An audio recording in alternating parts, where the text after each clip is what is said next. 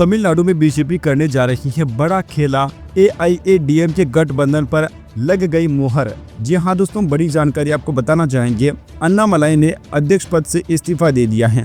हालांकि 2021 में अन्नामलाई को राज्य इकाई का प्रमुख नियुक्त किए जाने के बाद से भाजपा को तमिलनाडु में महत्वपूर्ण चुनावी लाभ नहीं मिला है, लेकिन 40 वर्षीय अन्नामलाई को इसे और अधिक दृश्यता देने का श्रेय दिया जाता है। तमिलनाडु भाजपा अध्यक्ष के रूप में उनके संभावित प्रतिस्थापन के बारे में बढ़ती अटकलों को हवा देते हुए कि अन्नामलाई ने कहा कि राज्य प्रमुख पद के लिए अब वह प्रतिस्पर्धा नहीं कर रही हैं। भाजपा के सूत्रों ने संकेत दिया कि AIADMK नेता एडपाडी के पलानीस्वामी ने अगले साल होने वाले तमिलनाडु विधानसभा चुनाव से पहले भाजपा के साथ गठबंधन को नवीनीकृत करने के लिए अन्नामलाई को हटाने की एक पूर्व शर्त बना दी थी। अन्नामलाई द्वारा AIADMK नेताओं की तीखी आलोचना को 2023 में भाजपा के साथ पार्टी के संबंध तोड़ने में एक महत्वपूर्ण कारक के रूप में देखा जा रहा है। शनिवार को कोयम्बटूर में एक सवाल के जवाब में अन्नामलाई ने स्पष्ट किया कि मैं तमिलनाडु भाजपा का अगला अध्यक्ष बनने की दौड़ में नहीं हूं।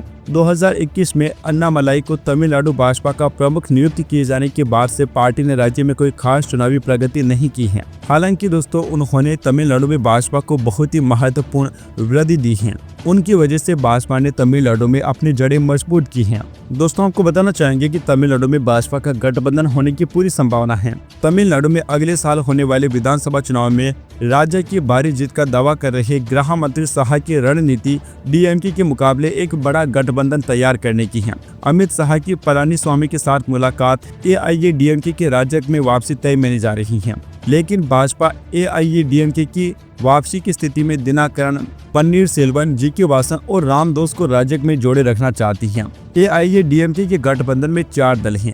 AIADMK के साथ अलग होकर 2024 में लोकसभा चुनाव लड़ने वाली भाजपा ने 9 दलों का राज्य के साथ गठबंधन किया था, जिनमें अकेले पन्नीरसेल्वम भी शामिल हैं। लेकिन अलग चुनाव लड़ने के कारण AIADMK और भाजपा दोनों गठबंधन खाता खोलने में विफल रही थी और यही कारण है कि दोनों दलों ने एक बार फिर से एक साथ आने का फैसला कर लिया है और विधानसभा चुनाव में दोनों ही एक साथ चुनाव लड़ने वाले हैं। इसी कारण से इनकी अमित शाह के साथ लगातार मीटिंग हो रही है।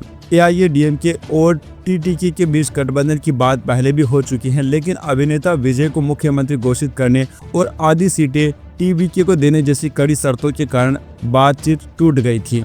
वैसे दोस्तों, आपको क्या लगता है कि तमिलनाडु में भाजपा जीत हासिल कर पाएगी? इस पर आप लोगों की जो भी राय है अपनी राय नीचे कमेंट बॉक्स में जरूर बताइए।